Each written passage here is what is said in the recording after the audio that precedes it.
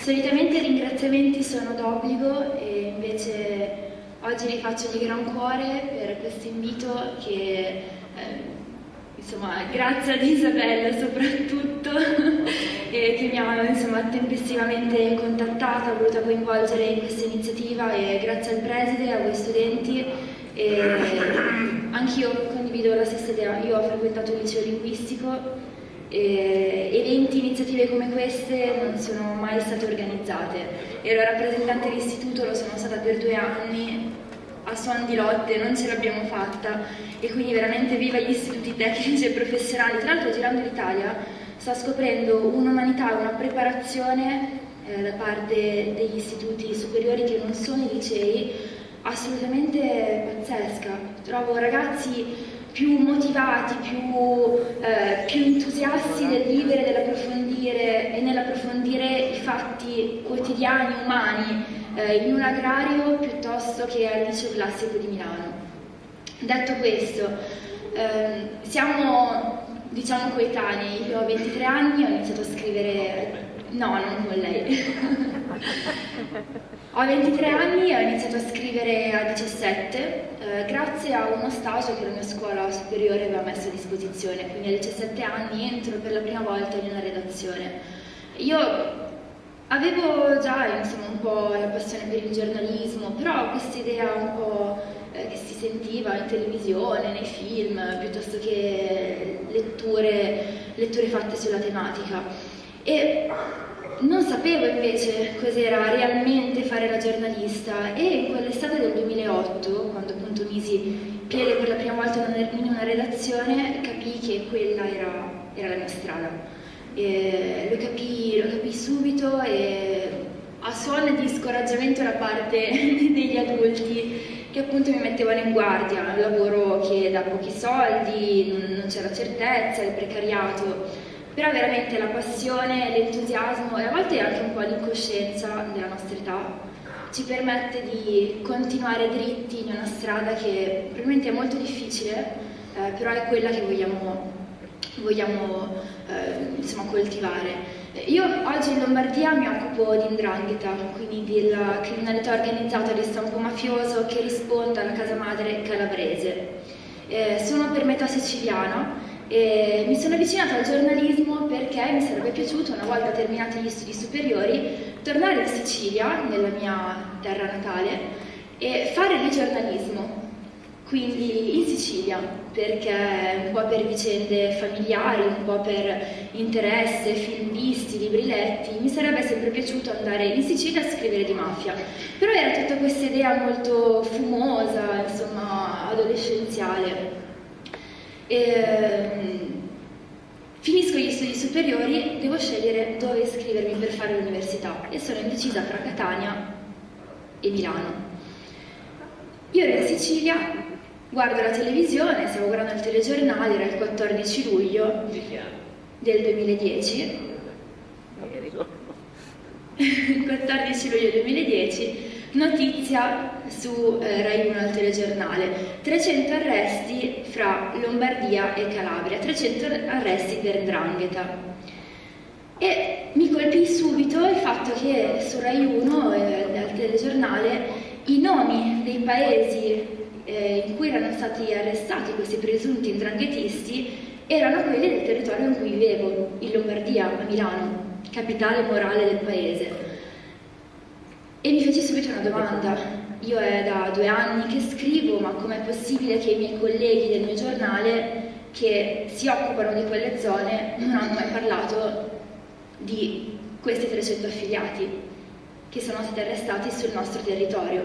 Com'è possibile che nel 2008 a San Vittore Lora, nel Legnanese, è stato ucciso un boss dell''ndrangheta, il boss secessionista Carmelo Novella, morto sparato al circolo combattenti e reduci di San Vittore Lora, e nessuno ne abbia parlato, se non qualche giornale, qualche professionista a Milano e metropoli.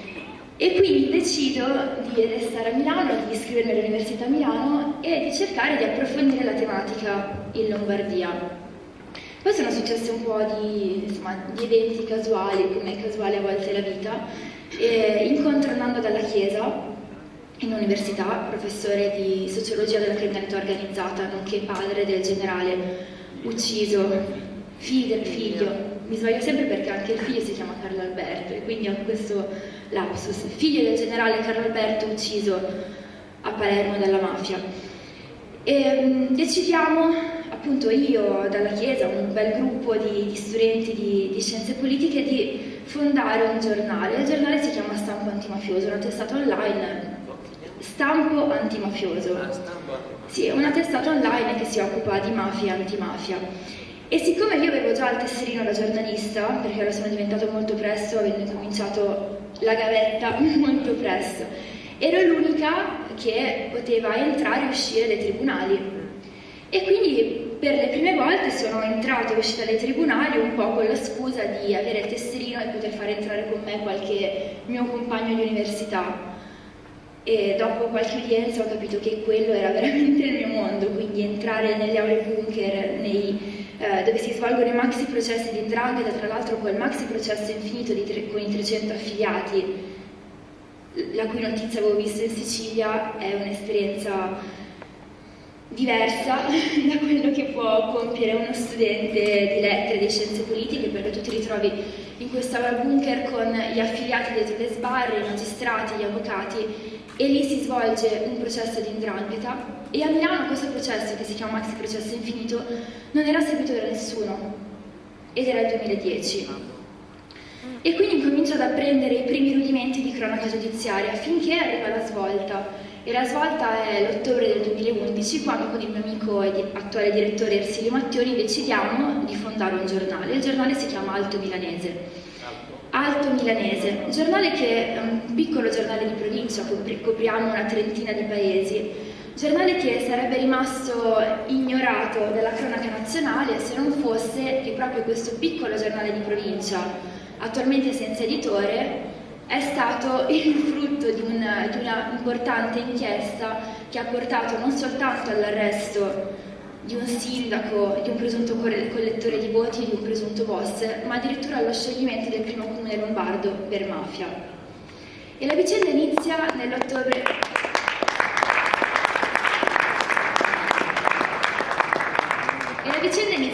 del 2011, io avevo appena compiuto 21 anni, quindi veramente siamo lì con l'età. E il mio direttore, appunto, decidiamo di fondare questo giornale perché ci accorgiamo che a partire da 400 arresti, insomma, nessuno scriveva di 'ndrangheta sul territorio, nessuno andava ad analizzare i fatti andando oltre alla mera notizia. E quindi, insomma, chi si occupa di cronaca locale, al cronista di cronaca locale vengono affidati dei comuni e tu, giornalista, devi scrivere tutto ciò che accade all'interno dei comuni.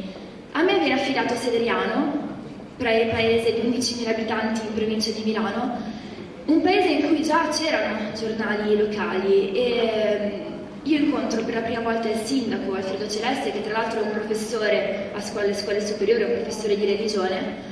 Lo incontro nell'ottobre del 2011 e, non avendolo mai intervistato prima, non conoscendolo, mi reco da lui per approfondire i fatti accaduti nel maggio precedente, ovvero il sindaco Alfredo Celeste, professore di religione, laureato a Lugano, aveva invitato Nicole Minetti in pieno Ruby Gate come madrina di un concorso di creatività femminile. Quindi voi immaginatevi un auditorium, insomma, come questo, le signore 55-60 anni che presentano il proprio quadro d'acquarello, la poesia, il vaso di porcellana, e a premiarle arriva Nicole Minetti. E fuori dall'auditorium si svolge una piccola manifestazione partecipata e assolutamente apolitica, partitica, e partecipano anche una suora e una maestra di scuola elementare. E le due donne vengono strattonate, trattate male da un supporter politico del sindaco. Ad ogni modo, io mi reco dal primo cittadino, professore di religione, tra l'altro obiettore di coscienza, lui non celebrava i matrimoni in comune per obiezione di coscienza. Ad ogni modo, il fatto era già curioso, io mi reco in ufficio del sindaco, lui mi accoglie con fare assolutamente galante, quindi mi aiuta ad appendere il cappotto. Io noto che dietro la sua scrivania c'è una statua della Madonna di Medjugorje alta 1,20 m, sotto la foto di Giorgio Napolitano, il Presidente della Repubblica, e quindi già era un ambiente grottesco.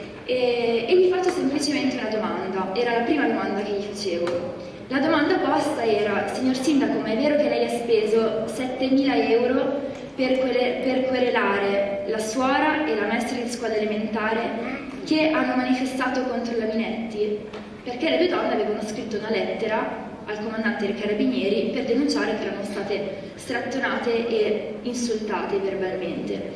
E il sindaco mi disse: signorina, il lavoro è dignità e va ben retribuito. Il mio amico avvocato l'ho pagato, il mio amico avvocato l'ha pagato 7.020 euro, non 7.000 euro. Io che ero appena stata cacciata da una redazione con un assegno da 50 euro per 36 servizi video, quindi per 1 anno e mezzo di lavoro, insomma, quelle parole non ho potuto dimenticarmele. Vado a casa, scrivo, il giorno dopo l'articolo in edicola. E le reazioni sono state due. Il sindaco manda una querela al mio giornale e il suo avvocato, il suo amico avvocato, manda un avviso di querela a tutti gli edicolanti della zona per dire che se avessero appeso la nostra locandina e venduto il giornale sarebbero stati querelati per diffamazione in concorso con la sottoscritta.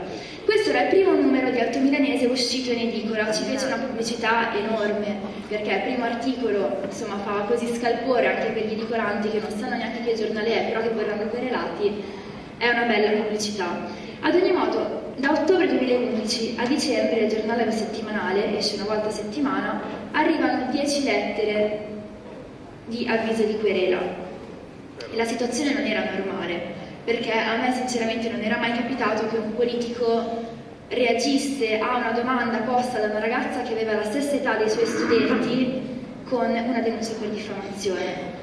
E allora, arrivati a dicembre, gli scatta l'inchiesta, perché dal scrivere la mera cronaca amministrativa, andando a studiare il piano di governo del territorio, che è quel documento con cui i sindaci pianificano la costruzione della nostra città, e avendo seguito già processi di 'ndrangheta in cui emergeva che in Lombardia criminalità organizzata è movimento terra, criminalità organizzata è infiltrazione negli uffici comunali, nell'ufficio tecnico, nella pianificazione edilizia, notai come quello che accadeva a Sedeliano dal 2009 al 2011 era molto simile a quello che avevo visto, a quello che accadeva in aula di tribunale. E così parte l'inchiesta.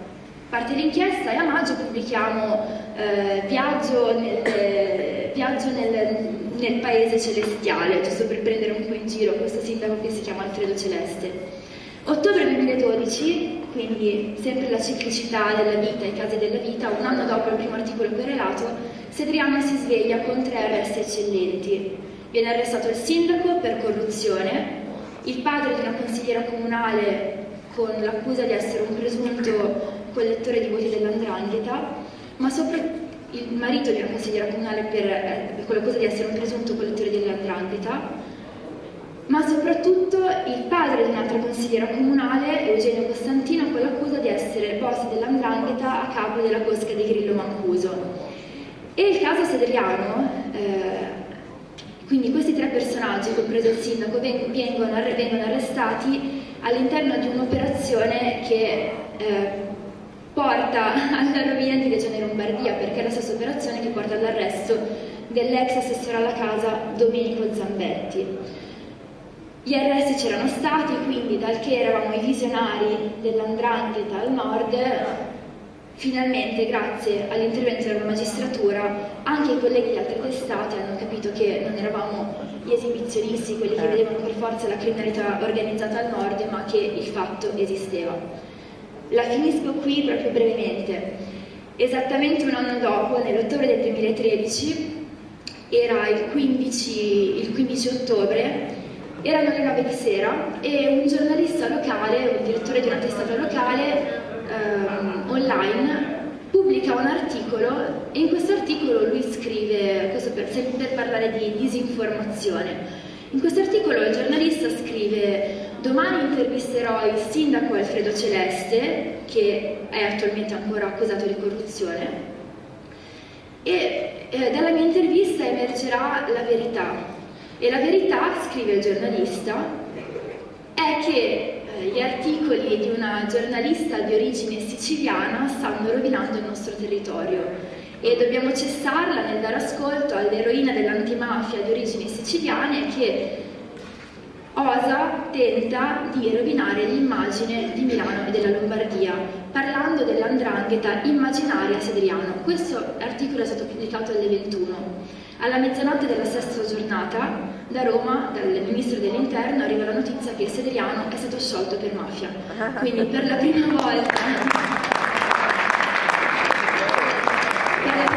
nella storia della Lombardia un comune viene sciolto per mafia, e ad aver scritto di questo non sono state le grandi testate, ma un piccolo giornale di provincia che tra l'altro insomma, a seguito di fatti spiacevoli e dopo 3 mesi dall'arresto di questi personaggi è rimasto senza editore, perché la casa editrice, invece di supportarci, ha detto da domani sono chiuse le edizioni, quindi trovatevi un altro luogo.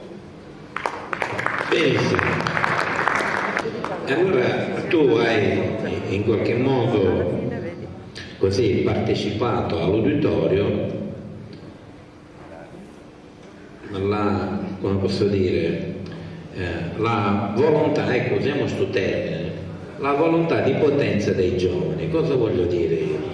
Che nel momento in cui tu hai un'idea, che quest'idea è rivolta verso la società, la comunità, verso il bene comune, nessuno ti può sconfiggere, ecco, usiamo questo termine visto che io sono conduttore di questa trasmissione, e nessuno ti può abbattere. Quindi, andando così per sintesi, è difficile che il male possa vincere il bene. E quindi se tu sei, come posso dire, interprete, autorevole del bene e che fai le cose con slancio, con sincerità, nessuno mai ti potrà sconfiggere, e quindi in qualche modo la tua esperienza costituirà sicuramente momento di riflessione per i giovani che sono qui presenti, ma anche stimolo, è giusto, per allargare l'orizzonte del mondo giovanile in quelle che sono le dinamiche della società.